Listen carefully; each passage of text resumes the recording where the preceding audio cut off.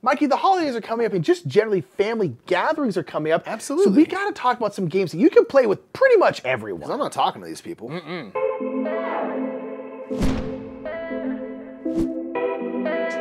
What's up, everybody? I'm Mike. I'm Nick. We are the Brothers Murph. Make sure to subscribe while you're here, and we are going to be talking about games that you can play with the whole family this holiday season, friends and family, whoever it is that you gather with during this time of the year. It's fun to come around the table and put the screens down for a minute and like connect over some games. Yeah, I think that's a big thing, really. Like putting the screens down and just playing some games. But when you have a big family gathering, or even just a big group of people, and there's a big diversity in terms of like ages, you know, skill levels, things like that, you need kind of games so you can kind of play with everyone. So we're gonna have a list here of 15 great games that you can play with pretty much everyone. Let's go ahead and get right into it.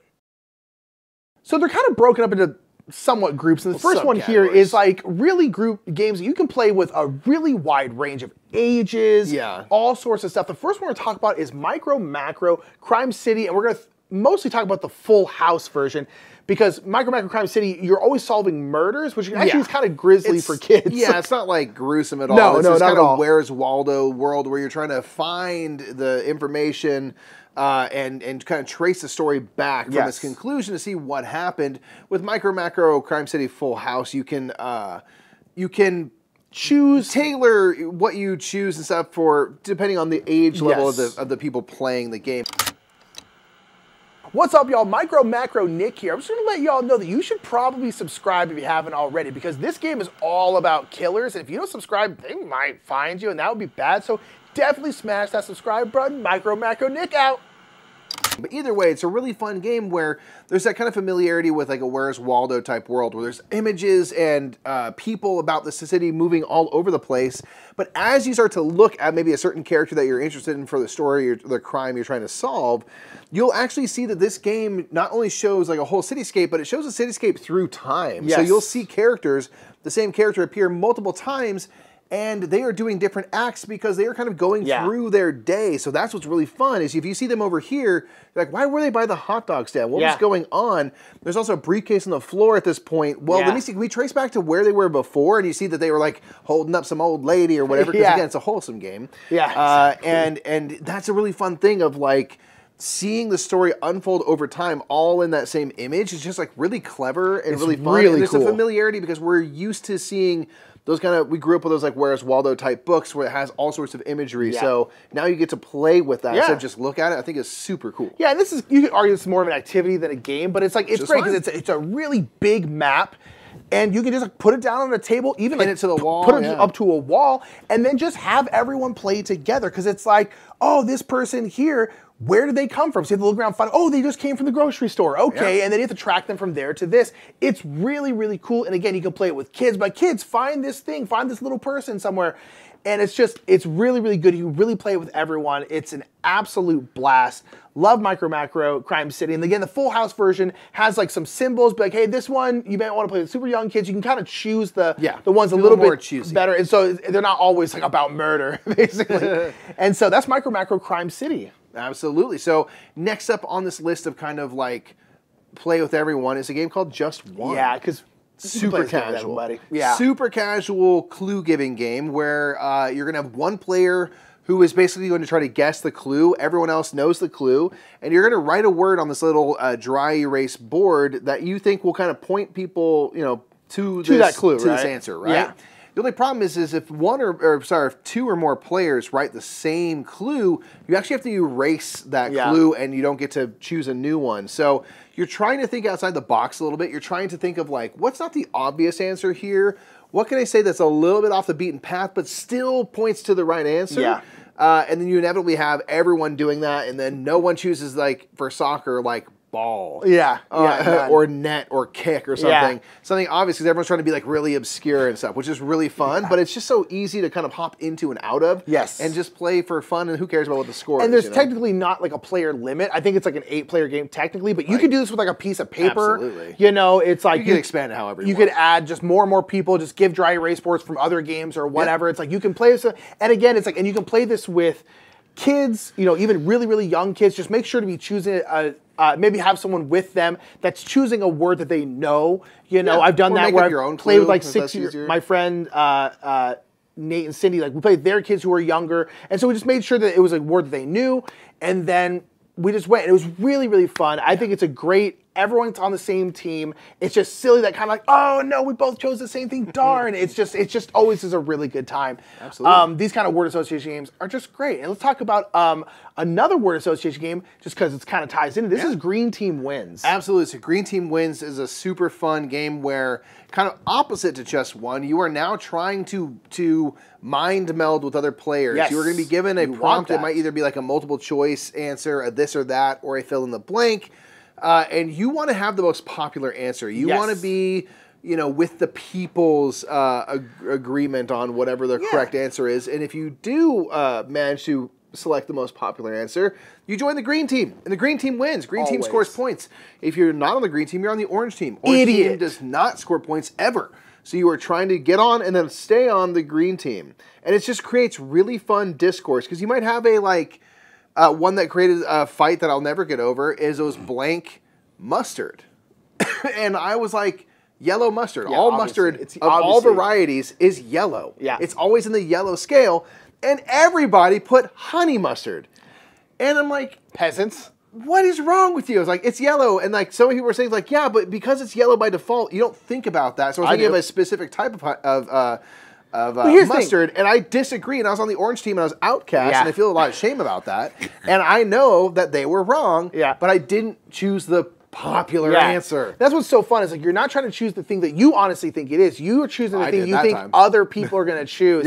It's just really fun. And when you're on the green team, you get to be super smug about being on the green team, and you get to like look down at the people on the orange team. It's really, really fun. But it's just a word association game. There's like 3 different things where it might be like multiple choice.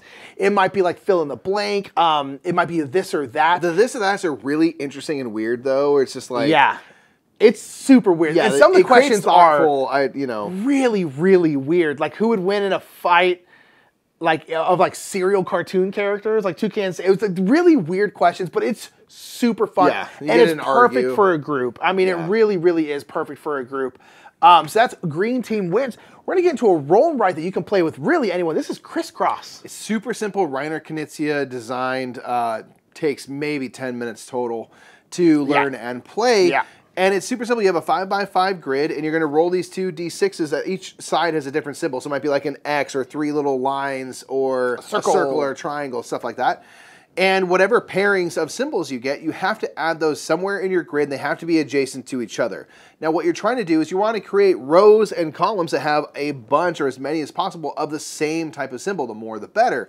So it does a great thing of like, if I focus on my rows really heavy and make sure that those are all really great, how do I do that and not have my columns be absolute trash? You know what I mean? Like, how do I make it so that they're valuable in 2 directions at once? It's just a nice enough puzzle to make you go, ooh, maybe I should put this over here and stuff like that. But it's not complicated in any way. And in fact, it's like, again, if you have a bunch of people want to play, you can just draw out a 5x5 grid on a piece of paper and put those symbols in. So it's not like limited by player at all. And again, you get points for your rows and columns individually, so you're going for that high score, and it's just dead simple to learn. There's a lot of roll and writes that really could be on this list. We chose Criss Cross because it's so stripped down. It's so simple. And it's quick. It's quick. You can play with an infinite amount of people. It's like you roll the dice. You have to put those 2 symbols next to each other somewhere in your grid, and try and get as many of the same symbol in rows and columns as you can. That's it. It's so dead simple. And so that's why like this part of it, you can really play these games with anyone. You can play with like younger kids, older people, anyone can play these games, and Criss Cross is such a good one. It's just a banger. Next thing we're talking about is the greatest game ever made. It's Strike. It should be in the strategy game category, but we put it here because I know everyone would add us in the comments about it. Strike is one of the greatest games ever made. It's a gladiatorial combat game, obviously. And by that I mean you're throwing dice in a bowl. But that there is a whole like Coliseum though. A bowl is a very thematic I dare say that it has more theme than a lot of Dry Heroes do. That's fair. Because you actually have a Coliseum. So what's happening is you're throwing these dice, you're throwing a die one at a time into this Coliseum, and you're smacking the other die. It might roll them around, and then basically, if you make any sets, any matches of anything, you will then get to take those dice. If I roll in there, also now there's 3 threes, I get to take those 3 threes, add to my pool. And whenever you add to your pool, then it goes to the next person. And you want to have all the dice. You basically want to be the last one standing, and you do that by having dice, and then it goes to the next person. if there's ever a time where someone rolls it and all the, like say there's 2 2s in there, you roll a third 2, you take all of them out, now the thing is empty, the next person then has to roll all their dice in there. It's great. If you ever roll your dice and you're out of dice and you haven't made any matches, you're out of the game. Yeah. And you can choose to pass, you're like, okay, I'm gonna pass. You go now. You can kind of duck throw out in a die, not make a match, and then keep going. But if you do that 2 or 3 times, you're like, am I gonna do something where I somehow make 3 of them? Am I gonna get the return on my investment? Yeah. Or am I just bleeding slowly, you know? It's just so much fun. It's just silly fun. You're throwing dice in this bowl, trying to last. Again, everyone can understand it. Everyone can play it. We're always like, if you can't play Strike and have a good time, I worry for you. Don't play board games. Go do something else. Like, you don't have to play Strike every day. No, We're not saying that, you but should like play Strike literally, every day. it's just dumb fun. It's just dumb fun. That's what it is. And dumb fun is the kind of fun you can play with everybody. And that's why it's on this list. Because Strike is honestly great. You can really play it with everybody. And it's just dumb fun that you can jump in and out of. I love Strike so much. Agreed. Totally agreed. It's awesome. Next up, and the last of the kind of this subcategory, it's gonna be Animal Upon Animal. Yeah. This is a classic. Really, any iteration. Any iteration. There's a ton of versions. There's even a like Christmas edition if you want to keep it, you know, if Christmas is a thing you celebrate. You can keep it Christmas and wintry. Any iteration is fantastic. There's dinosaurs and like butterflies and ponies all this and stuff. stuff. Yeah, unicorns. All sorts of cool versions.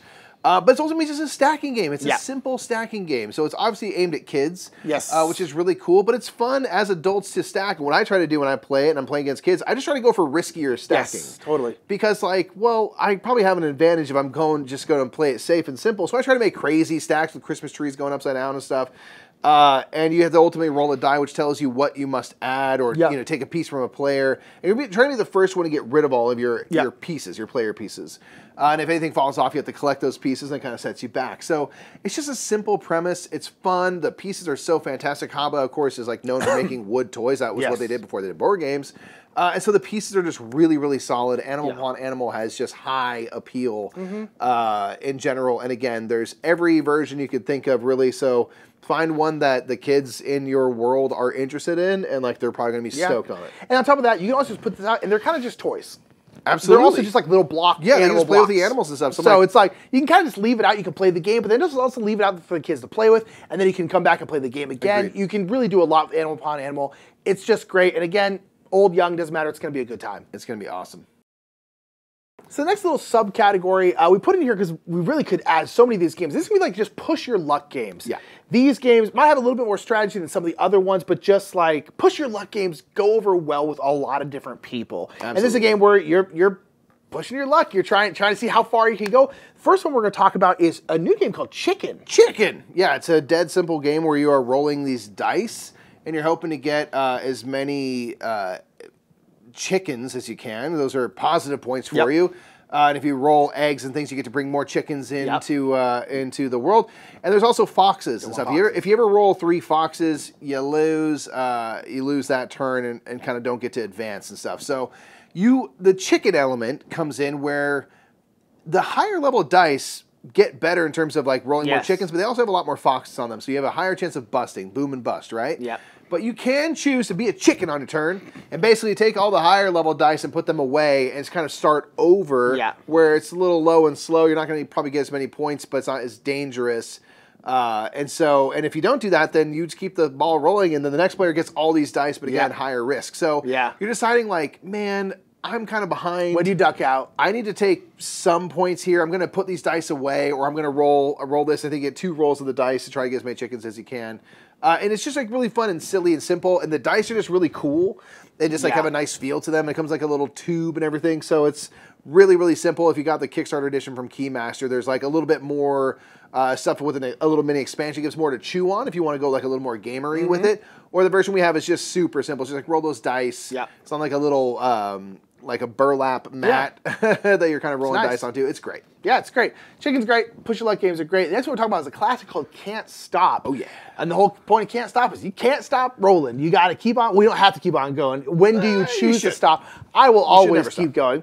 This is a game where basically you're rolling dice and trying to move up tracks at equal numbers. So 2 through 12, because those are the things you could roll on 2 dice. And basically every time you roll a 6, you get to move up the 6. If you roll a 6 again, you get to move up the 6 again. And you can choose when to stop, because at any point, if you roll something you can't move up, you bust. Yeah. And each round that you're playing, you can only be moving up 3 tracks. So if I roll a 2, I move the 2 track. If I roll a 7 and then a 9, those are now the 3 tracks that I can roll up. So you have to, every roll, be able to move up one of those. And you're rolling multiple dice, so you can hopefully make it work. You're not just rolling only 2, but basically you're like, oh man, I can only roll these 2. So you're like, ooh, I've made really good progress on these. Do I go for one more or do I stop? And of course you roll for one more, you don't roll anything, and you go back to where you were. And if you decide to stop, you kind of save your progress and then can progress from that spot on a future turn. Yes. So it's like, and the tracks for like 2 and 12 are much, much shorter than 7, which is much longer because 7 is way easier to roll. The easiest thing to roll, right? And so that's it. It's just simple push your luck that, oh, did I do it? And so you can just like, this is also one of those games, a lot of these push your luck games particularly, it's like they're fun to play, but they're also going to be pretty fun for spectators to watch. Oh, yeah. So if you have like a kid who doesn't want to play, or maybe like, you know, a grandparent who doesn't want to play, they're still going to be fun to watch. Drunk, you know? And yeah, dude, we're all going to be too drunk on chicken and turkey and stuff, you know? You know it. A big old ham, it is you know? really fun to watch and egg people on and be like, go for it, roll for it. Because you're like, it doesn't hurt me if you bust. That'll be hilarious for me. It's really, really fun to kind of get in there and talk smack and whatnot and just push that luck with one more roll. I mean, it's a pure, simple push your luck game. Yeah, but it's been around for a million years because it's just so darn good. Can't Stop was great. The next one, kind of this category, especially of games that are kind of fun to watch, is going to be Illusion. Yeah. Illusion is a really good game because it just messes with your head. Where basically you're going to have these cards. These cards are going to have red, green, blue, and yellow on them in all these different patterns. Sometimes it's text like words. Sometimes it's just like shapes and stuff like that. And then basically each round you're going to have a color that you're kind of determining. So like red.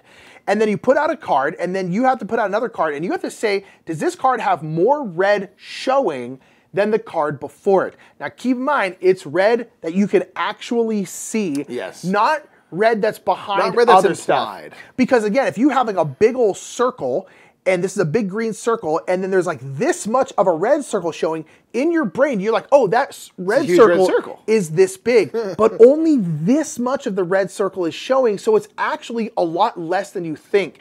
And so you basically put out a card and you say, this is, you put it in a line like timeline style. Yeah. Where you're like, oh, this one needs to go here because it's more than this one, but less than this one. And then people can essentially call your bluff and be like, I don't think that's right. Yeah, if it comes to me and I don't think the order is correct, I can challenge Nick essentially. Then we'll check to see. And you want to flip over, ideally, in sequence, always the same or a bigger percentage, meaning you go from a small percentage to high percentage of that color. And if Nick was correct, Nick wins a challenge and gets a card. If I was correct, I get a card. Yeah. That's a push your luck thing of like, do I challenge what they did? Yes. But I feel like this is right. So do I do that, or do I risk taking a card and not being able to place it correctly and have someone challenge me when they come to it? So it's just a really fun, it's just a cool idea of like the visuals of stuff as you look at it and trying to put together. One thing we do like to mention with this, it's not very colorblind friendly. No, it's not. It's the kind of standard 4 board game colors. So do note that if you have anyone in your family and stuff that isn't going to be able to differentiate colors that are right next to each other because they're often stacked and intertwined, it might not be the best for folks like that. But it is really, really fun to kind of just, the way that it tricks your mind is really, really cool. And again, you can kind of all be discussing it. It's just, it could be like a big, everyone's kind of playing game. Illusion's really, really fun.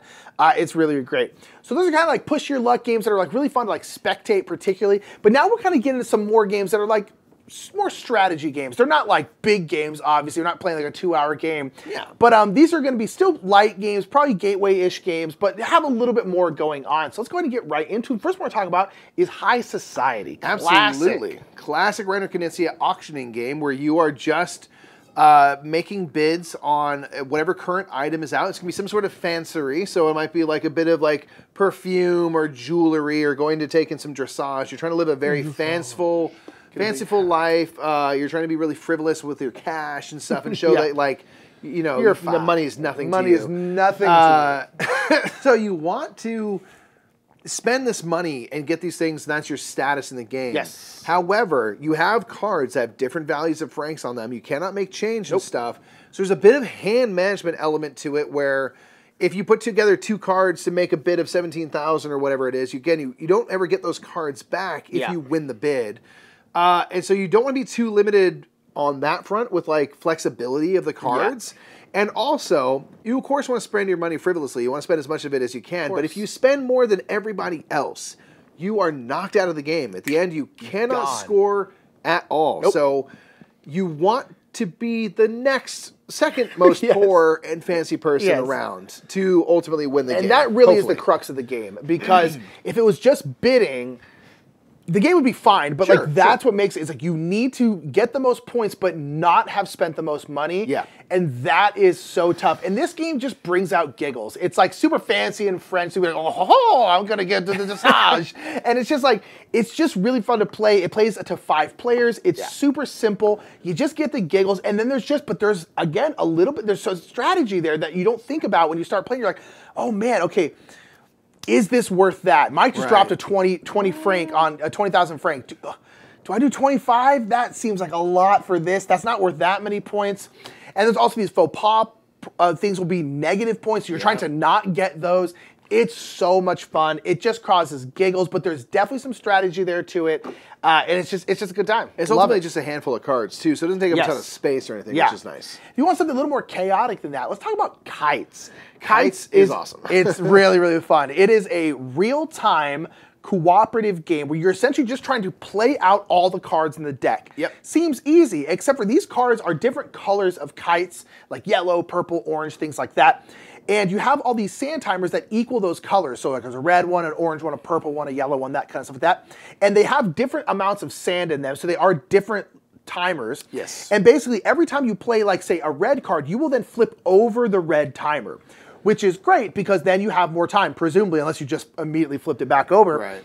So basically what you do is you have to play out these cards with none of the sand timers running out. So if purple's running out, Mike needs to play a purple so that he can flip that purple one. And it just goes like on my turn, I play a card. Then he moves to Mike, he plays a card. Then Mary plays a card, Jeff plays a card, Jamie plays a card, come back to me, play a card. You just keep going around flipping these things, but there's a lot of strategy because you're like, oh gosh, so who has red? I don't have red. Who has red? Yeah, and you can talk about. To me and they're like, play red. I'm like, I don't have that. I need to play something fast because the person on my left might have red. Yeah, and you can say what you have. Like, I have a red. Go. I have a red. Go, go, go. And you have to get back around to me so that I can play that red. And it's just, you're yelling, you're having a good time, but it's tough and it's fun. And then you can add in things like weather and like these other like little modules which make it even harder, which is nuts. Ones where you like can't talk, it's insane. Yeah. But I really like Kites. It's just real-time fun. It's kind of raucous, kind of crazy, but some strategy there. It's just a good time. Yeah, you're gonna get loud for sure. So like, you know, if you're having an event and stuff and like the vibes are good and you want to get wild, it's also a fun one to watch. If you're just watching it. It's a fun one to watch. It's super duper quick. You can tag in people between rounds. It's just fun and chaotic, and it's legitimately difficult to get through there. Yeah. And there's a couple of like little twists and tricks that make it tougher. Like again, that red sand timer is really quick. There are more cards with red on it, but there's also this white sand timer, which you have to use other cards. There's no white cards that have a white kite on it, so you have to use other color cards to make sure you're monitoring that.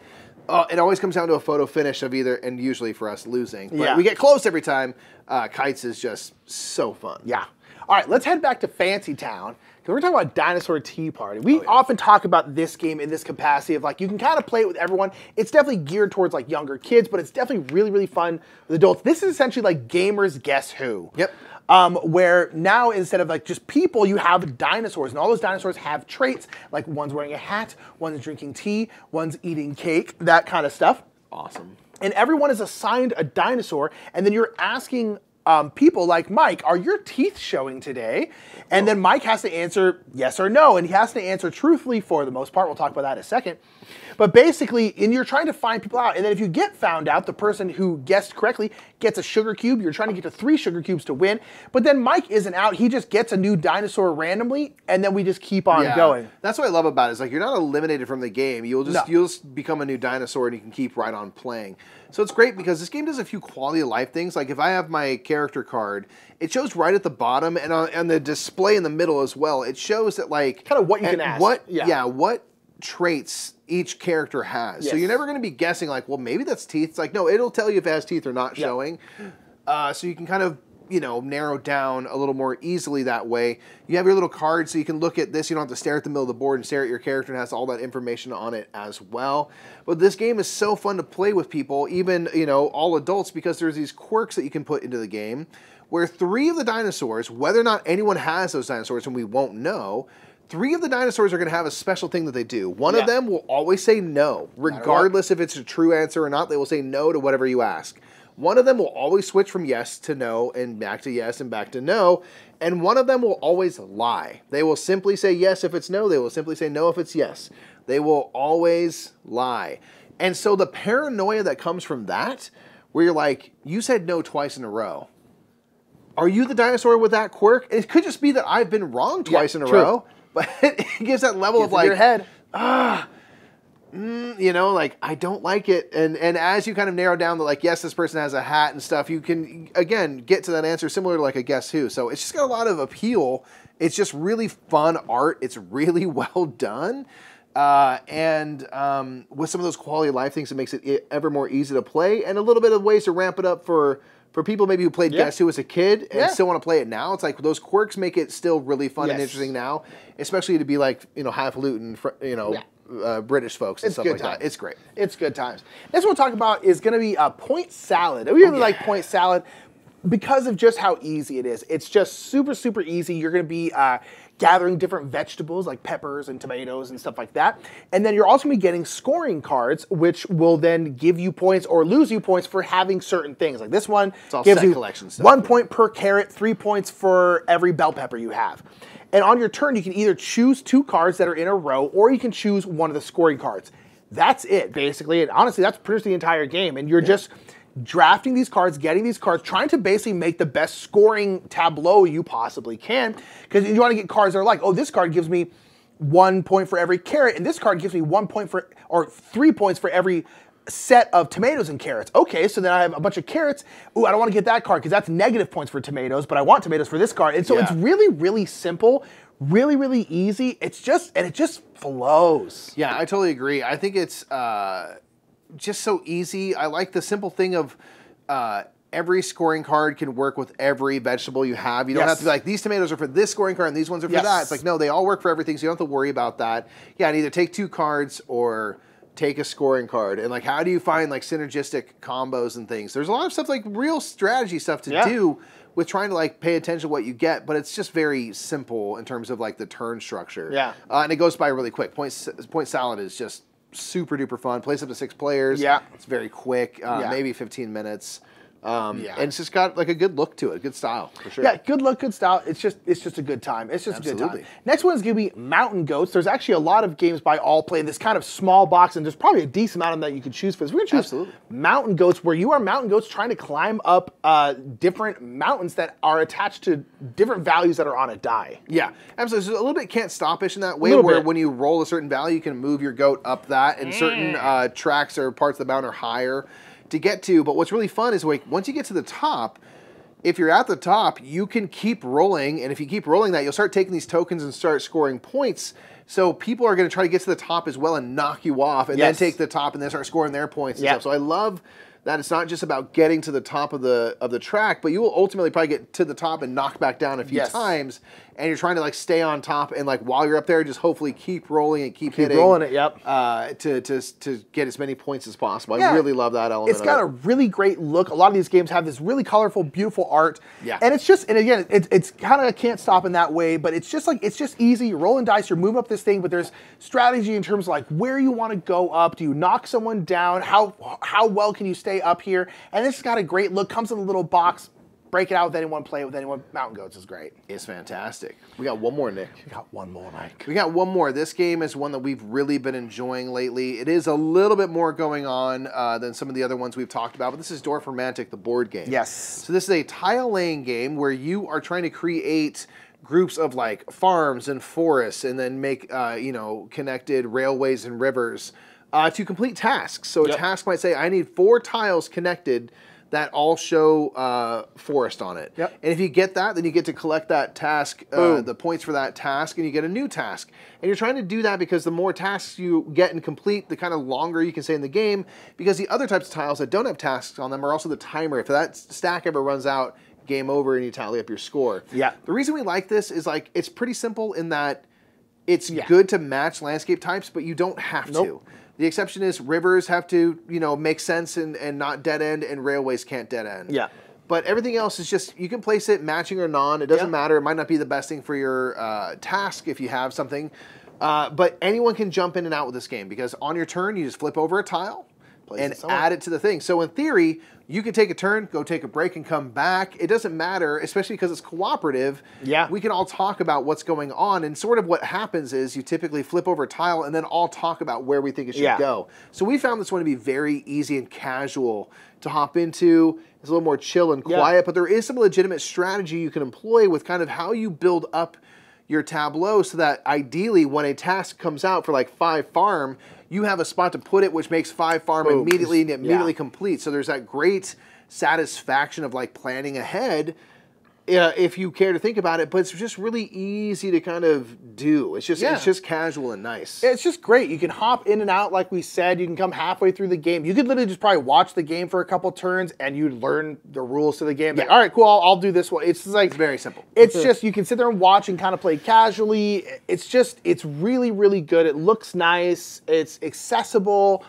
It's just, I don't know, it's just great. Dorf Antique is one of those great games to start a game night, great game to pull out with the whole family because you can just jump in and out. It's so casual. It doesn't really matter. You can't lose in the game. You just score a certain amount of points. So it's like there's not really any stakes, which sounds like a bad thing, but for that kind of casual game you're looking for, it's great for that. Like it's fun to go just for the high score, you know what I mean? Yeah, you're just like, all right, we're just gonna try and do our best, whatever. If we don't, we're just waiting for the turkey to be done. You know, just like, all right, cool. So like it's really a great game to play with everybody. And it's just awesome, as all of these games are. And that is kind of our list of like 15 really great games that you can play pretty much with the whole family. And again, we kind of try to give a wide range of different kinds of games. Some a little heavier, more strategy focused. Some are just dumb fun like Strike. But all of these you could play with the family, and they probably go over pretty well, you know? Agreed. Yeah, the holidays are a time where we gather with friends and folks and the people that we care about. So, you know, I think games are just a great way to just keep it light, keep it fun, and nice and easy. So we recommend you do that with your holiday season at some point. Yeah. Find some folks to play games with. It'd be pretty awesome. But we want to know, as always with these lists, what you think of for great games to play kind of with anyone and everyone. I thought of like Wavelength while we were talking about this. Creates fantastic discussions. Great call. You know, but so get yours in the comments so that, as always, when folks come to watch this video, they have even more suggestions down below. Feel free to contribute what your picks are, things that you hope to play this holiday season with folks. Yeah. And that's going to be it. That's going to be it. That's it. All right, everybody. Until next time, I'm Nick. I'm Mike. We're the Brothers Murph, and we'll see you later, everybody. Bye.